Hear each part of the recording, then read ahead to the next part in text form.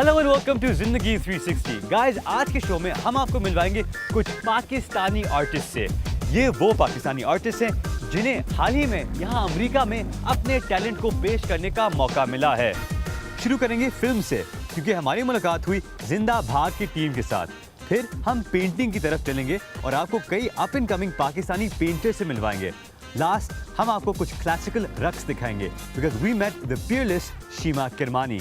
Guys, आज के show में हम इन आर्टिस्ट से उनके काम के बारे में पूछेंगे और ये कि यहाँ अमेरिका में उनको कैसा रिस्पांस मिला है। लेकिन शुरू करते हैं जिंदा भाग के साथ।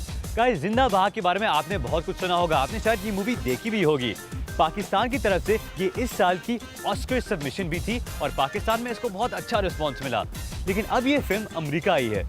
सारा जमान जिंदा भाग की प्रोडक्शन टीम से मिली और उनसे पूछा कि रिस्पांस क्या रहा है यहाँ अमेरिका में और यहाँ कितनी मुश्किलात का सामना करना पड़ता है to release a film here. आइए सुनते हैं कि क्या बात हुई है।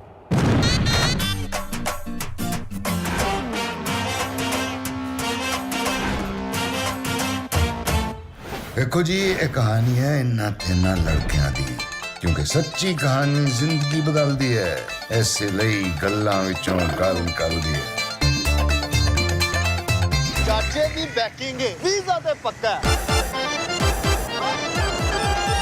मुनीर किसी न किसी तरह खालिद को उत्थे सेट करा दे। गाइस, अगर पिछले कुछ हफ्तों में आपने अपना टीवी ऑन किया है तो एक नाम आपने ज़रूर सुना होगा और वो है जिंदा Bhag. Zinda Bhag is Pakistan entry to the Oscars और उस फिल्म के प्रोड्यूसर्स में से एक इस वक्त हमारे साथ हैं Meenu Gaur. Meenu, thank you so much for joining us. So Meenu से हम थोड़ा ये बात करना चाहेंगे कि पाकिस्तान में तो आपकी फ़िल्म को ज़बरदस्त रिस्पांस मिला है और ऑस्कर के लिए भी उसको पाकिस्तान की एंट्री बनाया गया है। अब आप फिल्म को अमेरिका लेकर आए हैं, ये बताएं अमेरिका लाने का ख्याल क्यों आया?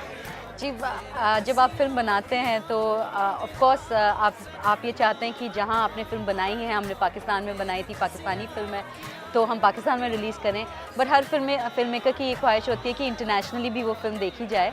तो I think we been lucky, अब हम यूएस में भी आ गए हैं। We are releasing in more than 10 cities, theatrical release. और ये बहुत बड़ी बात है क्योंकि आई डोंट नो कि लास्ट कौन सी पाकिस्तानी फिल्म थी। आई थिंक आफ्टर खुदा के लिए I think we are the next film to get a US release, so it's fantastic news.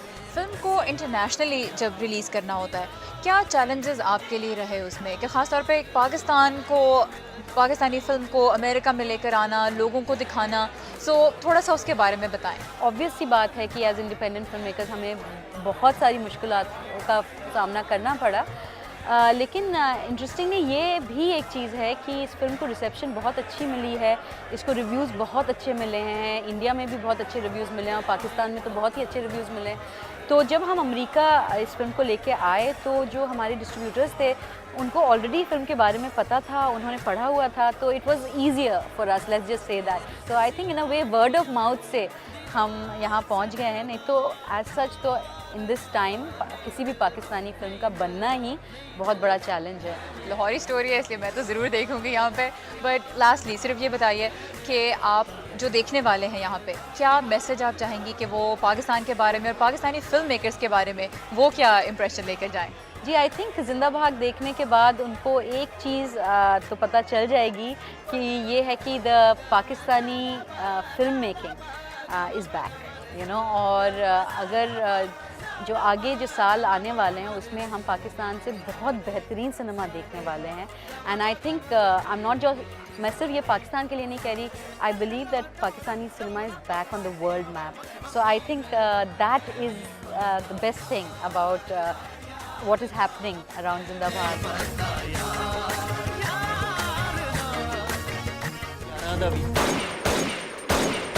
Dunki दा सफर जिंदगी मौत दा जुआ हुंदा है।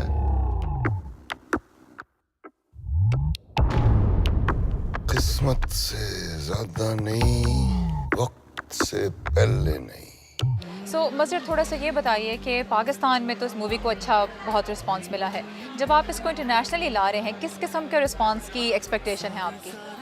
आई थिंक पाकिस्तान में इतना अच्छा रिस्पांस मिला है और इंटरनेशनली ये फिल्म कुछ मुल्कों में चली है फेस्टिवल्स पे और वहाँ से इतना ज़्यादा इनकरेजिंग रिस्पॉन्स आया है कि उससे हमारी बहुत हौसला अफजाई हुई है और उसी की वजह से हमें अमेरिका में जो है रिलीज़ मिली है। बहुत कम फिल्में हैं जिनको पूरे अमेरिका में सारे 10-11 शहरों में मिली हो, अब कनाडा में भी मिल रही है। तो आई थिंक रिस्पॉन्स तो जो पाकिस्तानी अमेरिकन हैं उनकी तरफ से बहुत ज़्यादा अच्छा आ रहा है। अमेरिका के 11 बड़े बड़े शहरों में आपकी फ़िल्म रिलीज़ हो रही है। Washington DC, Atlanta, San Francisco, ज़बरदस्त बड़े बड़े शहर हैं। यहाँ पे सिर्फ पाकिस्तानी कम्युनिटी तो नहीं देखेगी, होपफुली नॉन पाकिस्तानीज़ भी आकर देखेंगे। क्या चाहते हैं आप कि वो लोग पाकिस्तान के बारे में इस फिल्म से क्या देखें, क्या सीखें पाकिस्तान के बारे में? देखिए, इस फिल्म के बारे में ये पाकिस्तान में ना एक एवरीडे लाइफ की स्टोरी है और जो अभी तक पाकिस्तान पे जो फोकस रहा है 9/11 के बाद से, वो ज़्यादातर पाकिस्तान के अंदर जो डिस्कोर्स वॉर ऑन टेरर के ऊपर होता है उसी के ऊपर रहता है ज़्यादा। तो ये इस फिल्म की एक खसूसियत है कि ये ज़रा उससे आगे जाके बात कर रही है। ये कह रही है कि पाकिस्तान में और भी जो एक नॉर्मल लाइफ है, लोगों की जो लोग हंसते हैं, रोते हैं, क्या मसाइल हैं, किन बातों पे उनको मज़ा आता है, किस तरह वो एंजॉय करते हैं, किस तरह वो एंजॉय नहीं करते। तो ये भी एक ख़ास बात है कि it actually goes a little beyond the narrative of 9/11 and also the narrative of the discourse of war on terror. So ये इसके अंदर एक थोड़ी सी खसूसियत है। तो आई थिंक बहुत लोग अप्रिशिएट करेंगे, इसीलिए लोगों को पसंद आ रही है। जो नए फिल्म मेकर्स आ रहे हैं उनके लिए फ़िल्म फेस्टिवल्स एक बड़ा अच्छा अपॉर्चुनिटी होती है जिसमें वो अपनी फ़िल्म्स को प्रेजेंट कर सकते हैं। फ़िल्म फेस्टिवल्स में यहाँ पे आपका कैसा एक्सपीरियंस रहा है? फिल्म फेस्टिवल में हमारा बहुत अच्छा एक्सपीरियंस रहा है। हमें पहले फिल्म फेस्टिवल में हम गए हैं कनाडा में, वहाँ हमें 4 अवार्ड्स मिले हैं। उसके बाद सिएटल में हमारी फिल्म चली है, सिएटल फिल्म फेस्टिवल में क्लोजिंग गाला पे चली है। इसके अलावा और भी बहुत सारे फिल्म फेस्टिवल्स में हम जा रहे हैं। तो फिल्म फेस्टिवल्स की ऑडियंसेस भी बहुत ज़्यादा अप्रिशिएट कर रही हैं, उसी वजह से कि पाकिस्तान से एक बड़ी मुनफरिद किस्म की चीज़ आई है इस तरह की क्वालिटी में, एक जो आजकल के पाकिस्तान की रियलिटी को दिखाती है। तो रिस्पांस बहुत अच्छा है अभी। यहाँ पर आप आए हैं, अपनी फ़िल्म के बारे में आप लोगों से बात करते हैं। आपको लगता है कि कुछ डिस्कनेक्ट है लोगों का पाकिस्तान में, जो वाकई सूरत हाल है और जो पाकिस्तान के बारे में ख़बरों में आता है और जो लोग समझते हैं? क्या आप देखते हैं कि कुछ डिस्कनेक्ट है पाकिस्तान के बारे में, लोग ठीक से समझते नहीं हैं? आई थिंक पाकिस्तान के बारे में डिस्कनेक्ट पाकिस्तानी कम्युनिटी में तो शायद इतना नहीं है, लेकिन जो दूसरे अमेरिकन कम्युनिटीज़, जो दूसरे लोग हैं, उनमें ज़रूर पाया जाता है। और ये फिल्म उसी तरह की मिथ को तोड़ने की एक कोशिश है कि जो वो एक्चुअल रियलिटी को दिखाएगी कि पाकिस्तान में क्या हो रहा है। तो ये भी एक, आई थिंक अगर हम इसमें कामयाब हो जाएं तो ये एक बहुत बड़ी अचीवमेंट होगी। Thank you so much, best of luck. Mister Khaldi, मैं आपको रसगुल्ले की मिठास से ज़्यादा, इमली की खटास से ज़्यादा, पाकिस्तान में करप्शन से ज़्यादा प्यार करती हूँ। इट्स टाइम फॉर ब्रेक, लेकिन ब्रेक के बाद हम आपको मिलवाएंगे कुछ पाकिस्तानी पेंटर्स से जिन्हें यहाँ अमेरिका में अपने आर्ट को पेश करने का मौका मिला है। Stay with us.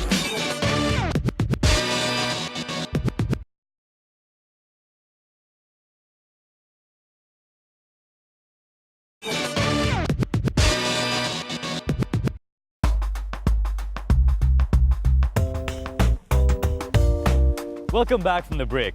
Guys, break से पहले हमने जिंदा भाग के बारे में बात की। अब हम फिल्म से पेंटिंग की तरफ चलते हैं।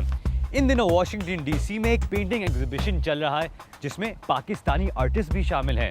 ये एग्जीबिशन वाशिंगटन के फेमस फिलिप्स कलेक्शन में किया जा रहा है और उसमें तकरीबन 50 पेंटिंग्स पाकिस्तानी स्टूडेंट्स और प्रोफेशनल आर्टिस्ट ने कंट्रीब्यूट की हैं।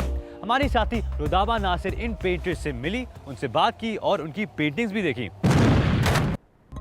पिछले अप्रैल वाशिंगटन डीसी के मशहूर art museum the Phillips collection ने यूएस स्टेट डिपार्टमेंट के साथ मिलकर पाकिस्तान में आर्ट एंड सोशल चेंज पर वर्कशॉप्स कराई, जो कि जेकब लॉरेंस की द माइग्रेशन सीरीज पर बेस्ड थी।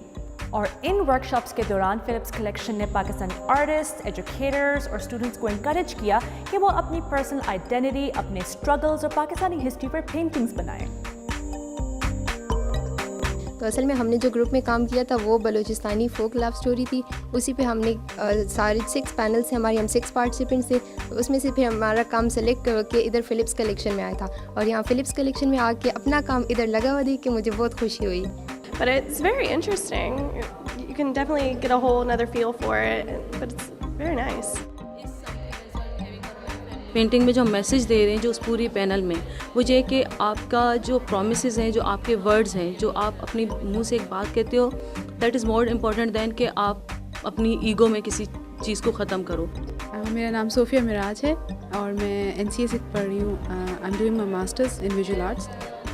हम लोगों ने ये सोचा कि एक सोसाइटी में जब लोग रहते हैं तो हर किसी की अपनी कहानी होती है और जब ऊपर वाला लाइक अगर आप थर्ड पर्सन के पॉइंट ऑफ व्यू से देखते हैं तो आपको एक सोसाइटी बिल्कुल काम क्वाइट और एक बहुत एक इमेज ऐसा मिलता है कि आपको कुछ समझ नहीं आता। लेकिन जब आप करीब जाके देखते हैं तो हर बंदे की कहानी, आपकी कहानी अलग है, मेरी कहानी अलग है। तो हम लोगों ने पैनल्स को बनाया लाइक इन 3D। आप एक एंगल से देखते हैं, जब आप देखेंगे काम तो जब एक एंगल से देखते हैं तो you see a different story, जब दूसरे एंगल से देखते हैं तो different story. They are basically like 6 people were working and each हर किसी का अपना अपना एक पैनल था। मेरी कहानी थोड़ी पर्सनल थी कि अबाउट लाइक लोग आपकी ज़िंदगी में कुछ लोग हैं जो जा रहे हैं और वापस आ रहे हैं, और मैंने एक पोएम उस पर लिखी थी एंड काफ़ी सारे और लोगों की अलग अलग कहानियाँ थी। मकसद हमारा ये था कि एक जगह पे बहुत सारी चीज़ें हो रही हैं, उन सबको कंबाइन करके देखा जाए और फिर उनको डिटैच होकर उनसे देखा जाए। तो इस तरह हम लोगों ने काम किया और फिर हम लोगों ने ये भी सोचा कि टेक्निकली या विजुअली हम उसको कितना क्रिएटिव बना सकते हैं, कितना हम लोग अपनी तरफ से कोशिश कर सकते हैं कि वो पूरी जो फीलिंग है, that feeling of detachment and the feeling of connectivity, वो दोनों उसमें नज़र आए। Generally architecture, Washington DC architecture and then art galleries, that's like one of the experience जो कि मिस ही नहीं आप कर सकते। like Pakistan, like I'm coming from Pakistan for the first time, तो and then Phillips collection पे आना and then वो paintings देखना जो हम लोग print में देखते हैं, उनको actually देखना, that's like once in a lifetime experience, so it's worth it, it's totally worth it।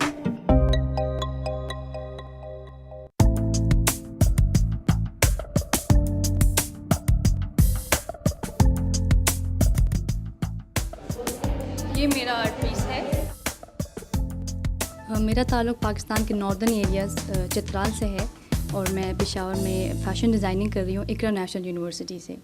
हमारी जो स्टोरी थी वो एक गरीब लड़के की थी, जिसमें हम 6 बंदे थे और 6 पैनल्स में स्टोरी कंप्लीट करनी थी।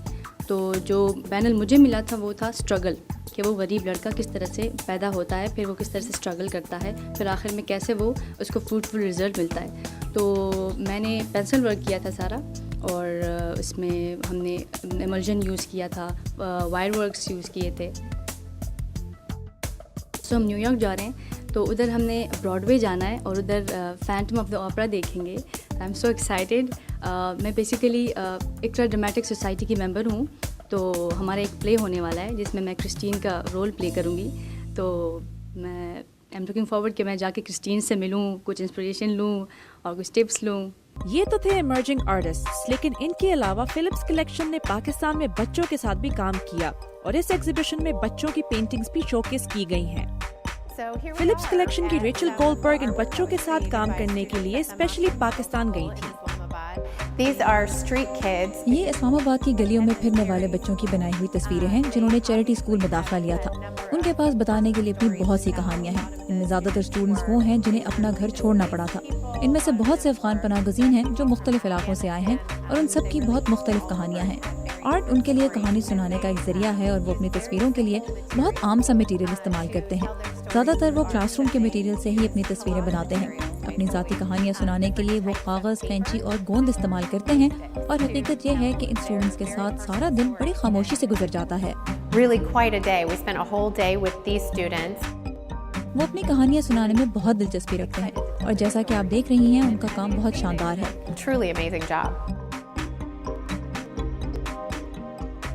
हम इन नन्हे आर्टिस्टों को एक दूसरे के साथ राब्ता रखने में भी मदद देते हैं और उनकी हौसला अफजाई करते हैं ताकि वो अपने काम का ये अंदाज जारी रखें।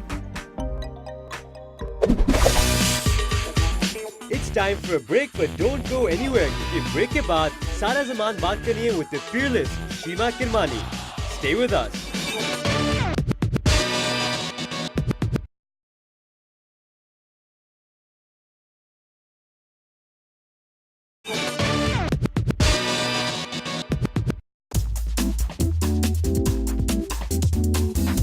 गाइस, आज की फाइनल आर्टिस्ट किसी तारुफ की मोहताज नहीं है।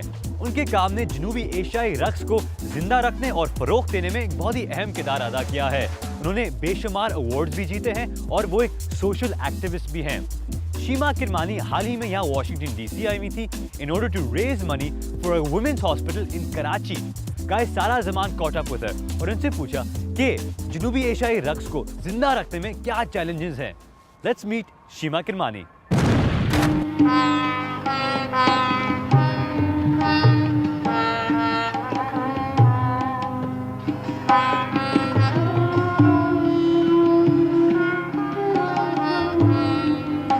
वेरी मच शीमा, हमारे लिए टाइम निकालने का बहुत शुक्रिया।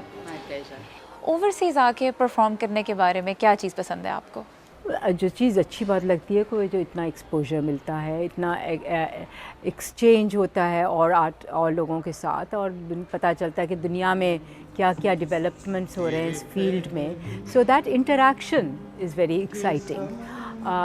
फिर जब हम परफॉर्म करते हैं बाहर, तो आम तौर से मैंने देखा है कि the audience is so developed, एकदम खामोशी होगी, कोई मोबाइल फ़ोन नहीं बजेगा, टाइम से परफॉर्मेंस शुरू होगा, रिहर्सल्स के टाइमिंग्स होंगे, एवरीथिंग इज़ काइंड ऑफ जैसे because the society is that has systems and which are organised, तो वो सब चीज़ें बहुत अच्छी लगती हैं। ये बताइए, पाकिस्तान में लोग बॉलीवुड की जो मूवीज़ हैं वो देखते भी हैं, हिंदी फिल्में, उनके गानों जो हैं वो टीवी पे सारा दिन ही तकरीबन चलते हैं।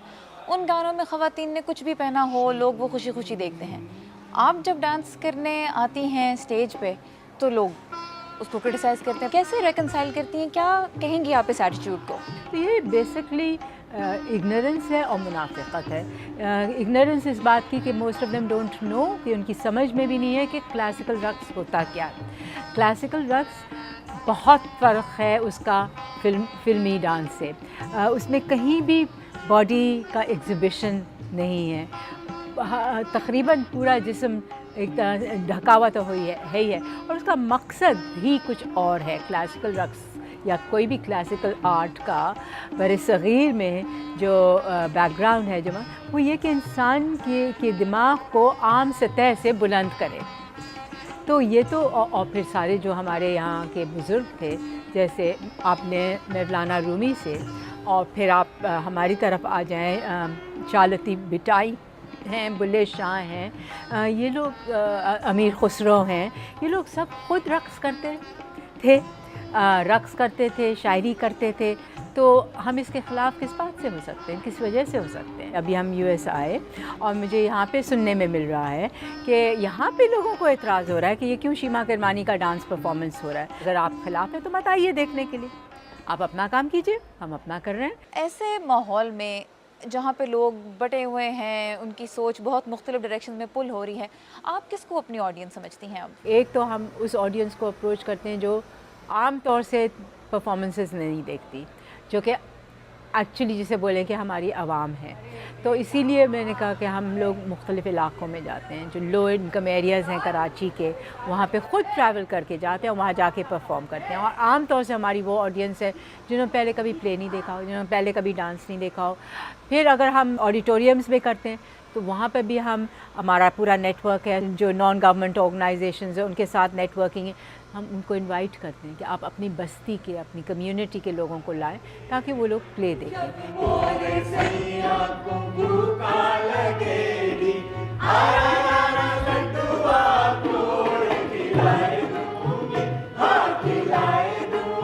अगर हम टिकट भी रखते हैं ऑडिटोरियम में तो 100 रुपये से ज़्यादा टिकट नहीं होता। बहुत कीमती अगर हम कोई प्ले कर रहे हैं तो हम 500 का टिकट रखेंगे, जो कि आज के हालात में भी इतना ऐसा ज़्यादा नहीं, मगर 500 का टिकट आवाम देखने नहीं आएगी, मगर मिडिल क्लास आएगी। जो परफॉर्मिंग आर्ट्स हैं उनको परसू करना हर किसी के बस की बात नहीं फाइनेंशियली। मतलब अमीर लोग अपने बच्चों को इजीली क्लासेस में भेज सकते हैं, वो कॉन्सर्ट के टिकट्स भी अफोर्ड कर सकते हैं। क्या आपको ऐसा लगता है कि पाकिस्तान में आर्ट्स जो हैं वो आहिस्ता आहिस्ता सिर्फ एक ख़ास तबके की डोमेन बनती जाएगी और हर किसी को उस तक रसाई नहीं रहेगी? देखिए, मैं तो जिस तरह से अपना आर्ट प्रैक्टिस करती हूँ तो उसमें तो खैर मुझे ये बिल्कुल नहीं दिखता, क्योंकि गो के मैं जब देती हूँ क्लासेस तो मैं एक फ़ीस लेती हूँ, बट कोई भी स्टूडेंट मेरे पास आता है और अगर कहता है कि हम नहीं दे सकते हैं तो I teach them free, because मेरा मकसद ये है कि ये आर्ट आम लोगों तक पहुँचे। अगर स्टेट और गवर्नमेंट का थोड़ी भी दिलचस्पी हो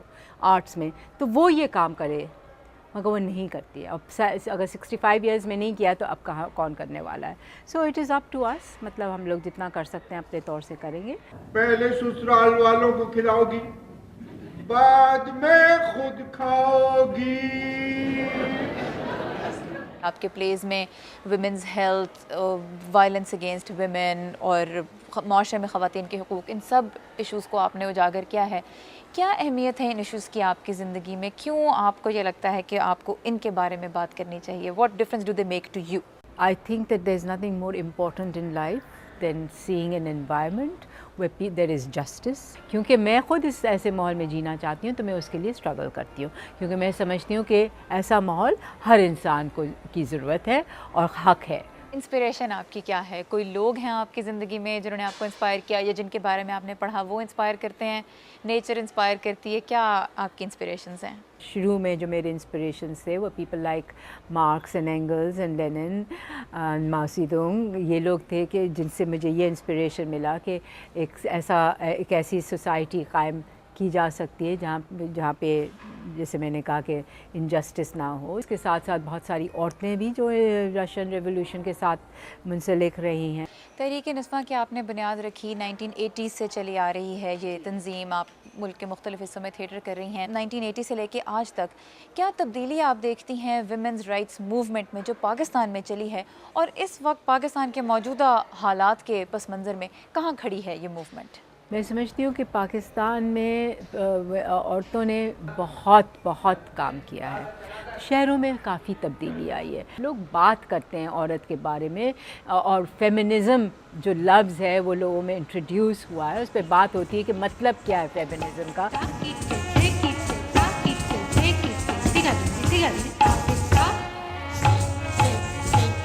क्या फ्यूचर देखती हैं आप पाकिस्तान में परफॉर्मिंग आर्ट्स का, और ख़ास तौर पे क्लासिकल डांस का? अगर किसी तरह से पाकिस्तान फंडामेंटलिज्म की ग्रोथ को रोक सकता है तो there is a huge future. पर इस वक्त जिस तरह से फंडामेंटलिज्म बढ़ रहा है इन मुल्कों में, तो मुझे कोई फ्यूचर हम लोगों की ज़िंदगी का ही नहीं दिखता है, तो आर्ट परफॉर्मेंसेस का क्या दिखेगा। जब आप पीछे मुड़कर अपने करियर पे और अपनी ज़िंदगी पे नज़र डालती हैं, क्या जो आप अचीव करना चाहती थी वो आपने अचीव कर लिया या it's a work in progress? नहीं, I don't think I can say कि मैंने जो चाहा था वो हो गया, बिल्कुल नहीं, मगर उस रास्ते मैंने अख्तियार किया और उस पर मैं चल रही हूँ। क्या लेगेसी देखती हैं आप अपनी? क्या चाहती हैं कि जब लोग शीमा किरमानी का नाम देखें तो वो क्या याद करें, किन लफ्ज़ों में शीमा किरमानी का जिक्र करें? मैं ये चाहूँगी कि अगर लोग मेरे बाद अगर लोग मेरा नाम लें तो उनको ये लगे कि हाँ, इस शीमा के फ़न के ज़रिए आम लोगों को फ़ायदा हुआ, उसने अपना फ़न पाकिस्तान की आवाम के लिए किया। जो वो लोग जो कि आम तौर से नहीं देखते हैं परफॉर्मेंसेस, उन तक पहुँचाइए ये चीज़। That is what would make me feel happy.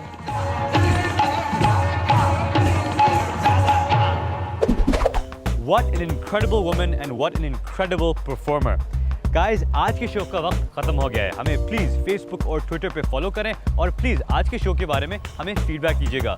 अभी के लिए इजाज़त, खुदा हाफिज़।